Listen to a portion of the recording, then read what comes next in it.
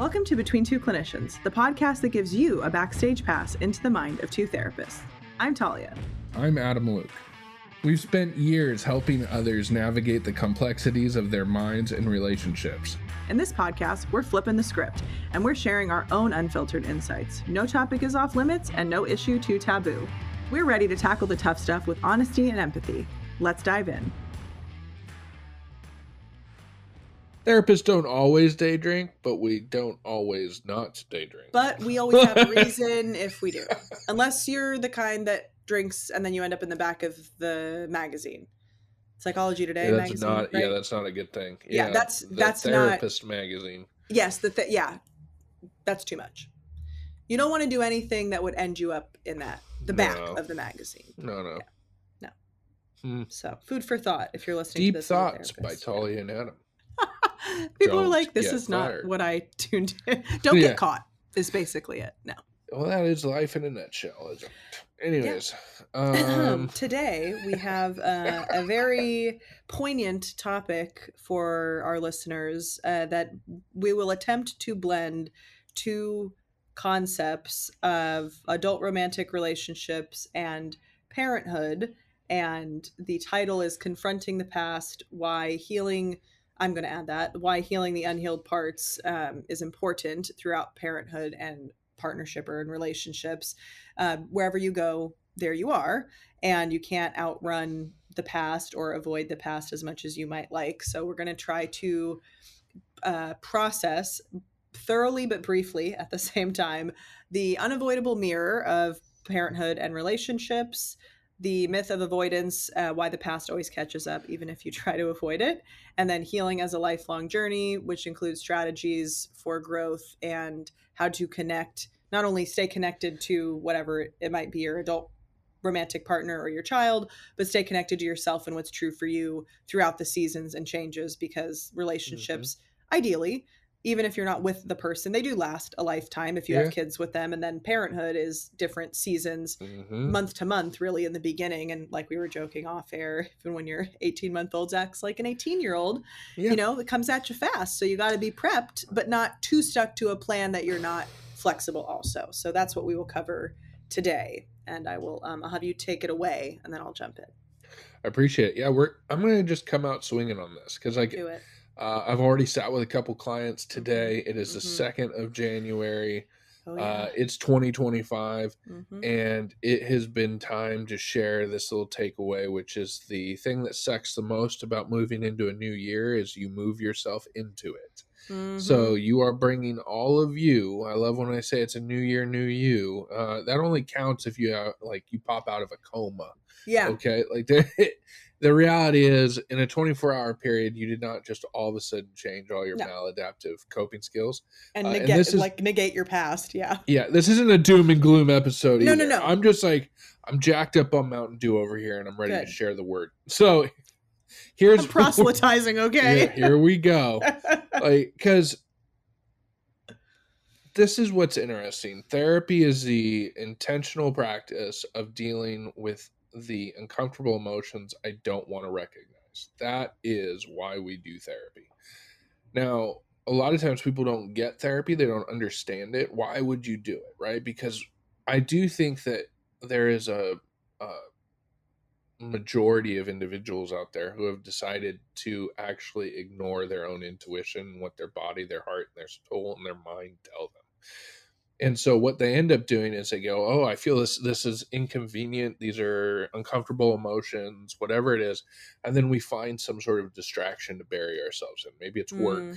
Maybe it's parenthood. Maybe it's, X, Y, or Z. It's all of the above.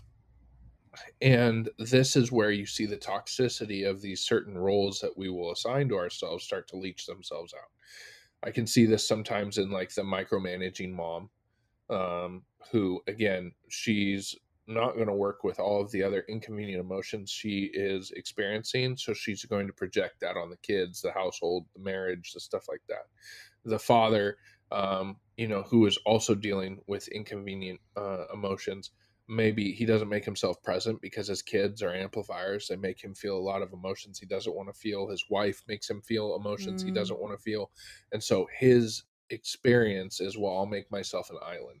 I will Mm, only show up for gourmet activities. We'll do the vacations, we'll do the movies, we'll do yeah. the dinners out, but I'm not going to be present for the times in which I have to sit back and ask, why do I feel? What do I feel? Self-reflective. Yeah. Hmm. Mhm.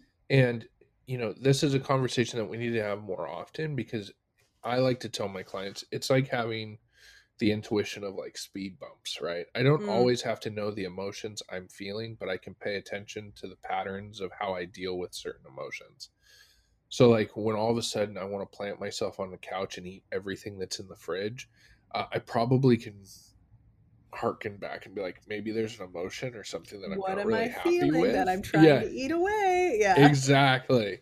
Yeah. Instead of being like, oh, just don't eat, just don't do that. Like, we're so quick to just shame any one action, right? Mm, And especially when I'm working with uh, my clients that are addicted to sex or mhm. pornography or anything like that, I take a different stand. I don't go straight after the sex. I don't go straight after the pornography. And people, maybe their ears are perking up. What do you mean by this? Because I don't think that demonizing the act of physical intimacy is the way that you're going to live a more sustainable life.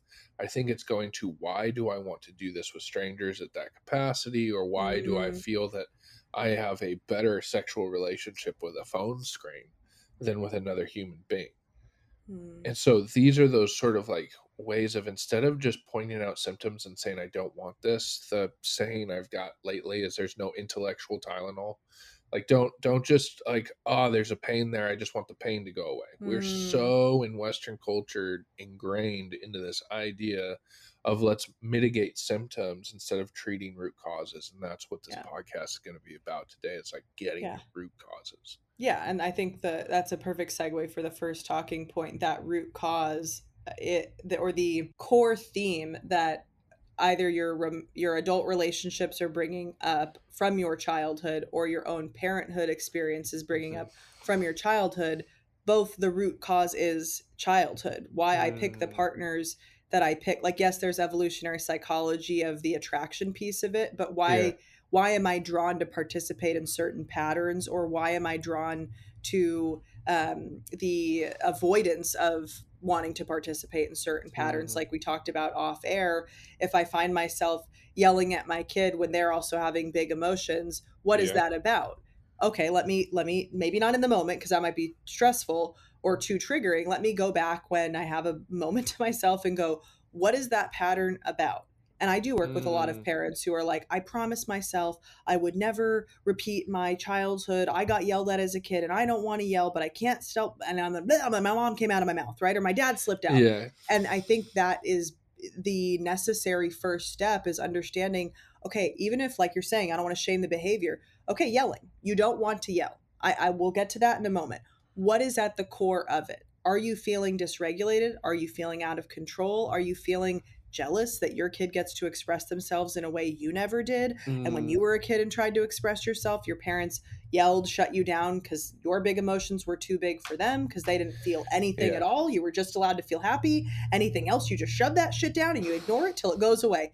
If that's the template you're working Mhm. from, let's validate, not excuse, validate. Of course, you're going to Mm, yell. Of course, you're going to be stressed out because you have no internal coping skills for yeah. how to deal with anyone's big emotions. So, next time that Mm, happens, make sure your kid is safe and cared for. You can step away, go to the other room, scream into a pillow, turn the sink water on and splash your face, come back out in 20 yeah. seconds, even. Again, make sure they're safe, and come back and go, I would like to try that again.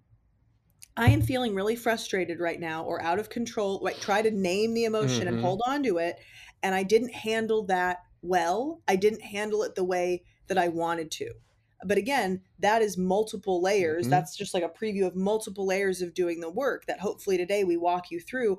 Well, I'm stuck at I'm just getting triggered. How do I work through that? You're getting triggered because some part of you didn't get tended to in your childhood, whether that's Mm, triggered in your parenting and your kid's out of control and you just want them to comply because it would make your life easier. Kids are not compliant naturally. They're trying to become their own person. Or in your adult romantic relationship, you feel out of control, you feel mm, frustrated or chaotic, and you would just do what I want you to do or do what I asked you to do, then I can get more of me. And a lot of it is the Mm, struggle of, I want more of myself. I want more access to myself. I want more freedom. But that's the double bind that being in a relationship or having kids puts us in. Freedom looks different and doesn't look the exact same. And that, I think, is one of the core triggers also, is stemming from our childhood experience. We spend our childhood desperately trying to become an adult because we think that's going to be this false sense of freedom. Then once we get into adulthood, what do we find ourselves? Bound to an adult romantic mm, relationship where there are rules and beholden to certain responsibilities in parenthood. If we're a parent, the freedom is fleeting. The freedom that we had is maybe like a little bit of adolescence in our 20s before we had to answer to somebody, or somebody was looking to us to be like, "Oh, mhm, I'm the adult. Oh shit. Like, how am I supposed to figure this out?" So, your childhood is going to be discovered and stumbled upon if you're not actively doing the work, because it is, again, like we said, that unavoidable mirror of parenthood and relationships.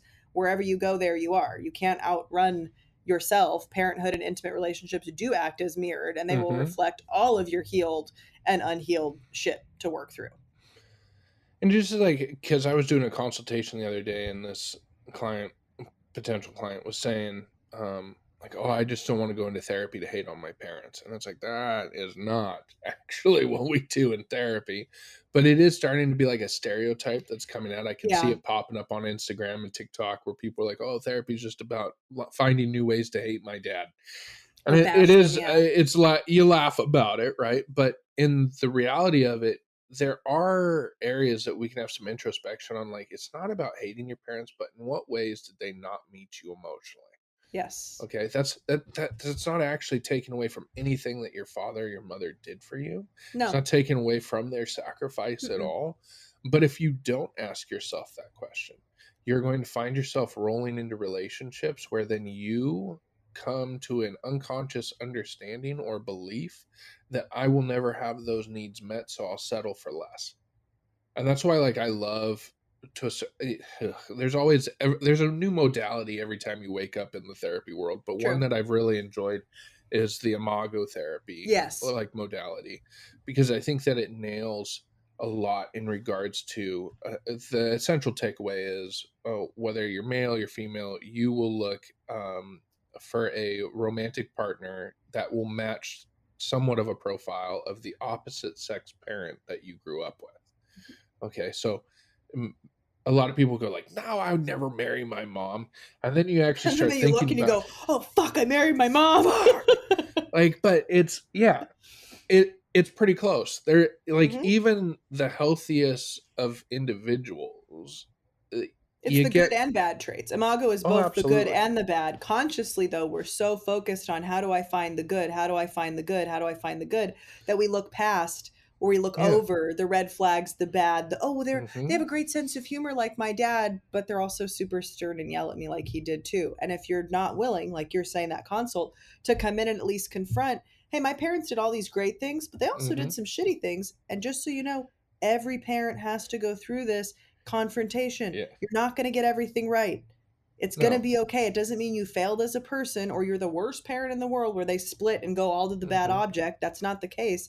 You are going to have both good and bad traits. And as an adult, you picking your romantic partners, you're going to seek somebody who has the same good and bad traits of both of your parents. We can do mhm. the worksheet. I give it to all of my students and all of my supervisees, and they're like, oh God. And I'm like, it's okay though. Like, Why? everybody does this. Your parents set the subconscious blueprint for what you look for in an adult Yeah, romantic partner as a way to get those unmet needs met from childhood.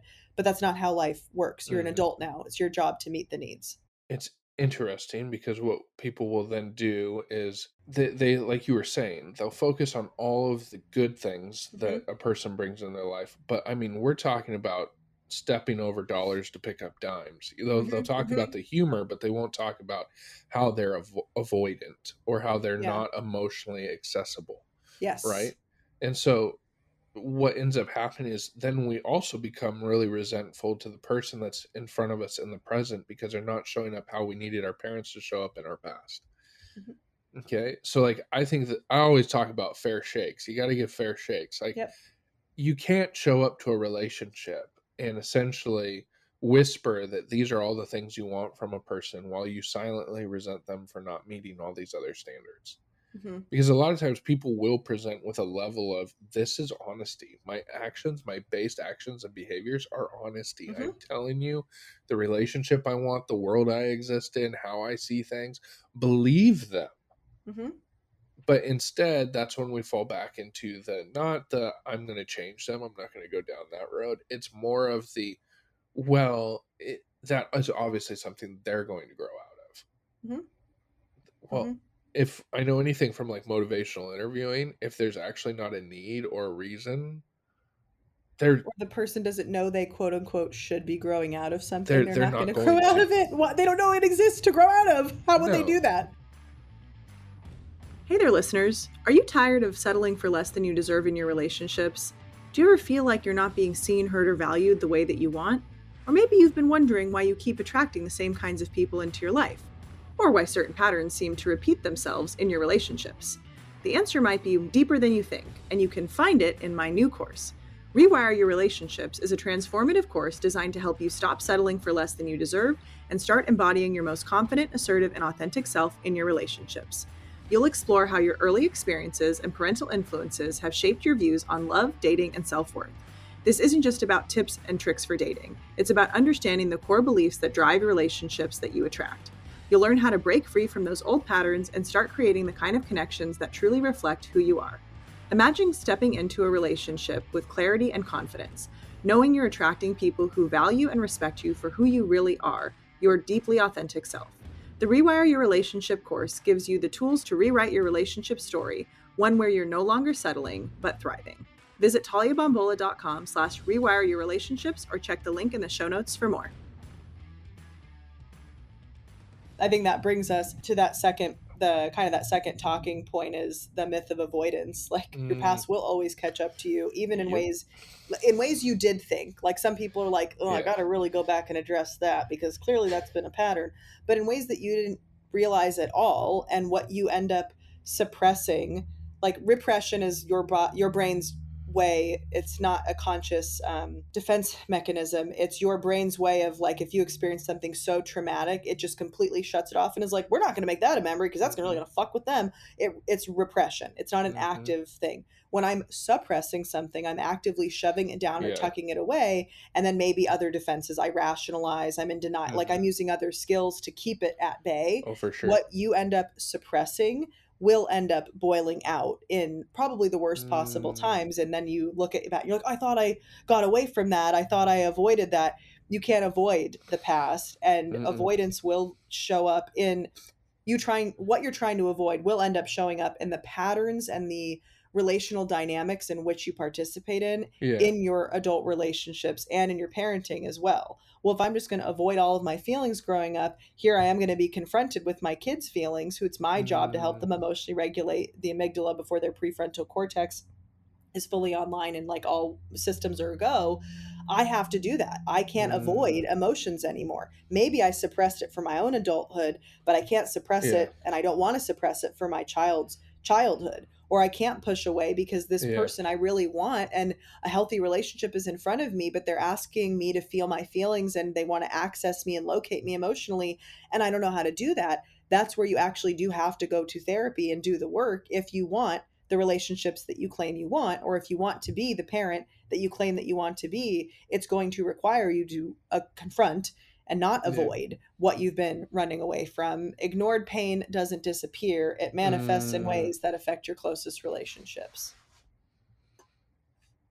Well, That's what I next have to topic. say. Just Yeah, kidding. I know. Like, I mean, like, And there you go. But and it's there true. you If you go. ignore it, it's going to come up until you can't anymore. And that's where my favorite thing to do is ask clients, like, not blaming, but did any part of you, like, kind of know this was going to happen? And I do this to myself too. And I'm like, no, there were flags.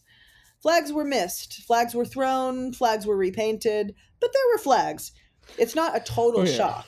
It's rarely is it like a complete 180 blindside. And this has been on other It's not a podcasts too. Lifetime movie, dude. No, It no, but doesn't like even this. yeah, with There's not a substance flip of use, the script. with affairs, with my kids aren't close to me. I wonder why, because you worked every day of their childhood. And I was talking to a colleague about that recently, and Mm, the parent is in a different season of their work life now in retirement and would like to be really involved in ways that they weren't from the child's upbringing. Now they're in their late teens, and they're like, you're 20 years too late. Like, Well, that's yeah, great that you you want can't to be make involved now, but you can't make up for lost time and all the 10, 20 years of emotional neglect. Sorry. And that parent is having to deal with the repercussions of their choices.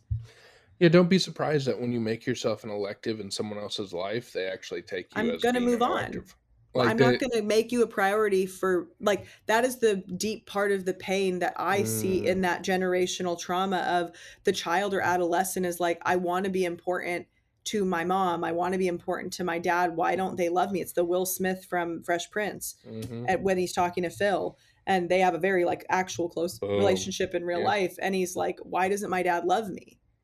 And then the Mm, parents, or why doesn't my mom love me? Well, I do love you. I bought you all this stuff. I'm working all this time to do this. I'm doing that. I'm doing that. That's not necessarily how children interpret and equate love. It's like the parable where the little boy goes, Dad, how much is an hour of your time? And I can't go into the whole thing because I will sob like a mess the whole day. And he asks for, donation here, or um, allowance here, or this. And okay, I'm going to go into it. And he finally saves up whatever it was, $100, and he gives it to his dad at night and goes, Dad, I want to buy an hour of your time. And it's so sad because the kid just wants to have time with the parent. And there you are, like, reading. I mean, me reading the story, of course. I'm like, that is so sad. But that's how many people do we see in our office sitting there where the parent is like, has this long term plan of, mhm. I'm going to provide everything I never got in childhood. Nothing wrong with that. Nothing wrong with wanting to provide a life that you didn't get to have. But make sure you're not so busy doing that that your kid has to feel like they need to buy an hour of your uninterrupted time. Like, checking Well, yourself the on that. life That that is trauma based. the life that we never had is Yeah. also the life that our kid isn't asking us for. Right. So like the interesting fact here is we are so willing, and again, Western culture, Yeah. that we are willing to say, well, I'll give you all these things, but we will leave ourselves off the table. And that's also that those inconvenient and uncomfortable emotions popping up again. Because Yeah. guess what? It's difficult for me to sit here and recognize how much my 18-month-old daughter can love me and what that feels like when it's unconditional, where you're like, you don't even know me. She doesn't know me in many ways. Yeah. And that's the blessing that I think you get in parenthood, is that your kid only gets to know you as you, right? Like they don't need to know the history and they don't care about the No. history. I mean, that's what I loved when I was working in Skid Row and I was working with criminals that were being diverted out of prison and whatnot, is that when we would do family days, I just loved hearing daddy and mama because their kids didn't see them as, I mean, you could have face tattoos, you could have all this, and guess what? Those little girls, those little boys love the hell out of their parents, Dada, right? mama. Yeah. And that's when it was like, dude, this is so much a bigger thing of like, are you willing to give your kids you? That's what they're asking for. They're not asking for the money, they're not asking for the financial well being. Like this also takes away from the grit and resiliency of just who we are as humans. Like we do not need the comfort, we need the presence. Yes. So it doesn't matter that you can take your kids to Disneyland. I had a breakthrough with a family that I'm working with right now that they have done very well for themselves. They have been able to give their kids everything they've ever wanted, right? But they're now getting to that spot where their kids are in their mid 20s and the kids are now starting to fire back with, they're frustrated about things. They're frustrated that when they're experiencing things relationally in their own lives, they're doing it for the first time because their parents didn't role model any of this to them, or they don't know how to deal with it because they're used to two parents living opposite lives but living at the same address. Like there's these aspects where it's like your kids are yearning to learn wisdom from you, not to have gourmet experiences from you. So Mhm. that's great that you can take them on a Disney cruise, but you do that for what, 7 days out of 365? So, like, how often are you able to take these gourmet experiences and then even make them add up to a majority of your time? Yeah. The reality is, at the breakfast table, at the dinner table, Yeah. on the couch, Yes. that's where Car most of, rides home to and yes, from school. What that's where the was so and magic so? Yeah, happens. all of those little moments, and that's the case in adult romantic relationships Hmm. too. the little moments are what ends up making the bigger difference and biggest difference over the course Mm, of the lifespan of the relationship. That's great that we went on a Disney cruise or a trip or whatever else, but like, were you there for me when I came home from school and got bullied mm, and felt like I had no one? And my mom was there, my dad was there. Were you there for me? And or yeah. maybe you literally couldn't be, but I called you on the phone and you picked up, right? I'm not saying Yep. parents have to feel this like eternal pressure to just sit at home and do nothing. That's not healthy. Like, we're not saying pause your entire life just to be there, but Yeah. you being available and being able to be located, being able to be accessed, being present, or if you can't be, Yeah. vocalizing and saying, I have a super important meeting. You are the most important thing to me. Mm, If you need me to, I will cancel it, or I will get so and so. Like, enlisting other people who are like allo parents is also how you can mm-hmm. show your kids, like, I'm not going to mess them up the Yeah. same way that I was messed up in childhood. And I think that brings us to that key, like, last piece is, as ChatGPT kindly wrote for us, healing your past wounds strengthens your ability to connect authentically, leading you to having healthier relationships and being a better Mm, parent. And it's okay to mess up. We're not going to get it all right. Even you and I don't get it right mm-hmm. all the time. And we're clinically and classically, I guess you could say, trained in this. We're human Absolutely. first, though. And the important part is Mm, understanding, like, is my intent to do better than I've done before? Is my intent to give my child a more well-rounded childhood than I had? Is my intent to give my all, not sacrificially, but like mm-hmm. really show up and do all the skills that I can learn to have a good enough relationship? And can I go to bed? Can I look myself in the morning, in the Mm, beginning of the day, and go, I can do my best? Can I look myself in the mirror at night after all is said and done and go, I did the best I could with what I yeah. had at the time, and I'm open for feedback? And if my kid ever comes to me, or if Lorelai ever comes to you and is like, hey mom, hey dad, this really messed me up or whatever, can I hear them out and go, wow, I I am hear you. sorry. I messed up. I'm sorry. Like, I would like to apologize. I hear you. Mm, If it helps you to know my background, I'll share. If not, screw that. You don't need to listen to whatever reason I'm going to get. Like, being real and being authentic is the key to having those mm, healthy, successful relationships, not letting the past haunt or guide you to the point where you're not authentic. It's like, when you're mm, doing the best, it looks different than what you were probably given growing up. And if you don't have a blueprint for that, therapy is the best place, with a good therapist that you feel like there's rapport, to help yeah. you. How do I be someone I'm not? How do I Mm, not be like my dad? And what do I replace it with? Or how do I be more like my yeah. mom? She was so patient, or whatever. Teach me. And it's okay to not know that intuitively, because look at your blueprint. Everybody's trying to grow from somewhere. I mean, you've heard me say it before. I just think it rings true in this moment. It's not about perfection, it's about progress. So, like, Hmm. 1% change is still change. Hmm. And these are the things that we're trying to do. I love that, like, in this like third talking point, we're talking about like the lifelong journey of this. Hmm. But then let's use the framework of that, of like, it's baby steps. You said little moments. I agree with Hmm. you. It's also baby Hmm. steps. Yep. Like, instead of thinking that this life is a sprint or it's a marathon, or Yeah. you've got to take and just put one foot in front of the other. And some days you're going to go a long distance emotionally and physically, and other days you're going to just get out of bed, and there's still a victory in that process. But that's also another point. We don't want to have victories of small things. Like, you know what? If you failed in the way of like what you're supposed to turn in to work, or you forgot to pay a bill, but your kid felt safe with you today, still a win. Hmm. And we'll be like, yeah, but we should, right? Here comes the shame. Like, you're never going to shame yourself into a life that you want to live. You're never No. going to shame yourself into a position of happiness or content. So, what we could look at is, yeah, you are actually role modeling to your child what 99% of the world will not, which is imperfection, a desire for repair, a desire to do better tomorrow than you did today. These are all things that bring hope. The other thing, when we look at perfection and demanding results or whatever, what we're really doing is we're trying to sign our child up for a life of servitude to ideals, beliefs, obligations that are not their own. Yeah. And in our stead, the projections of others. I'll never forget. I had one client was like, you know what? After talking to you, I thought about like shame and projection, and it's like a laser pointer, and I'm the cat. Like, I'm chasing shit that isn't mine. And I'm like, all right, we I might have to love back that. down on the CBD, Also, but who's your dealer? Because I'm into like, that shit.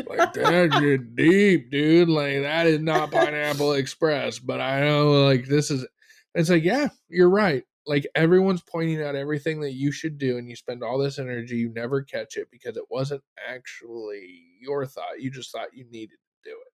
The best thing to do before you do anything is to ask yourself, like, is this actually something I need to do and is expected of me, that's been Mm, vocalized, that's like a need? Or yeah, is it some projective internal pressure, a should? Well, I shouldn't do this and I should do that. There's rare things in life, like with parenting. We yeah. should be attuned. That is true. We would We like to should be, yes. strive for a secure attachment, and we should, as much as possible, do the oxygen mask and try to Hmm. meet our own needs before we meet the needs of others. Like, Yeah, it's a nightmare to try to feed a toddler breakfast when you're starving, right? You, like, eat the true. granola bar first so you have blood sugar to do that, then go make the eggs and whatever Yeah. else. So it's learning, how do I care for myself so that I can care for Mm, others, but not assume I need to care for others in such a way that causes like a self-sacrifice. That's like yeah. a real roundabout of healing, because eventually children become adults and you'd like your adult to want to be around you, Hmm. but it's not a guarantee that they will want to be around you. So like my Correct. method of parenting is like very intensive, very attuned, very much with the developmental stages, and eventually she will be her own adult that's internalized all the people around her, that she can become, ideally, her own competent, functioning, emotionally attuned, Hmm. secure person who knows family will always be there for her. That's like my Hmm. ultimate goal for her. And it's the projections and the shame and everything else that can kind of get us sidetracked. It's like, that's not important. The most important thing is that I can be Yeah. as present as possible. That's my mic drop. I think when you start recognizing, especially, and kids drag this out of you, but when you start recognizing how often you say no to them, start thinking about how often you say no to yourself, right? Like, because a lot of times we're very focused on fear with our kids when it comes to, like, oh, I don't want them to get burned. I don't want them to fall. I don't want them to, Yeah. all again, good reasons to say no. But also start recognizing that a lot of times when we step in with that word no, we stop the exploration. Like, we immediately think of the worst thing that happens and Hmm. we go, "Oh, don't do that." Where I've noticed that, like, I'm trying to be very strategic with how I say no. Don't want my daughter to get hurt, but I also need my daughter to learn certain things that are Limits and experiential. boundaries. Right. Yes. Because if I'm just, again, in that servitude phase, well, I don't do that because I've always been told not to do that. Guess what? When I'm no longer around, she's not gonna then stop doing these things. No, the goal is that they understand Why? why they, like, that's what I teach parents too, even before I became a parent biologically, that the goal is that they have enough of your voice, like Jiminy Cricket, internalized, that they know the Yeah. difference from right from wrong without you having to tell them, no, don't do that, yes, do this. The Yeah. permissions and injunctions, they rest on the logical and deductive reasoning of like, okay, the last 9 times this was unsafe and this seems like it's going to be unsafe, so I'm going to venture a guess this might be unsafe and I'm not going to do it. That's the goal, is that you parent in a way that they can internalize the morality, the Mhm. values, the right and wrong, and eventually make those decisions for themselves. Character is who you are when no one's looking. They should know, if you teach them, don't get in a car with somebody who's a drunk Mm, driver, that's unsafe in this, and they see that and at a party and they go, yeah. I don't care about the social repercussions of not being cool. I want to live. I'm not getting in that car, I want to live. right? They've Yeah. learned right from wrong. So that could be, actually, that should be our next episode. How do you parent your child so that they can learn morality and values? Oh, I can't wait. I've Yeah. got that one set up. Yeah. So yeah. Yeah. No, because again, when you have that experiential component of why I'm not going to do the thing, it's then a lot easier for me to stay away from it. And that has been like my breakthrough in my addiction work, Hmm. is instead of saying no, let's talk about what happened when you did. How did that benefit you? Just walk me through it. What did it benefit? And that's what, I think in addiction, a lot of people are scared to roll into that because, like, well, you're going to glorify it. I'm not going to glorify it, but let's talk about. So getting high fucking feels great, Hmm. but then what happened with all these relationships? Oh, I couldn't meet my needs and I couldn't meet other people's needs, and then I ended up here. I am, right. So I hope that the takeaway you're getting from this podcast Yeah. is that we have to move into a direction of, like, understanding the repercussions of our actions, allowing those to help guide us, but not to be boundary points that don't allow us to progress past our previous versions. Yeah, definitely. Deuces. We'll see you in 2 weeks See you in to 2 drop some weeks. knowledge. We'll All see right. how this freaking 2025 is going, man. It's been a burner on day one. Truly. Yeah, I mean, good Truly. Lord. Yeah, Okay. check in with us. Thank you so much for listening to another episode of Between Two Clinicians. We would so appreciate if this episode resonated with you, for you to share it with somebody, and also find your favorite podcast platform and like, rate, and subscribe to the podcast. We would love to attract more listeners just like you and have this message be spread to whoever needs it. So thank you so much for listening, and we'll see you next time.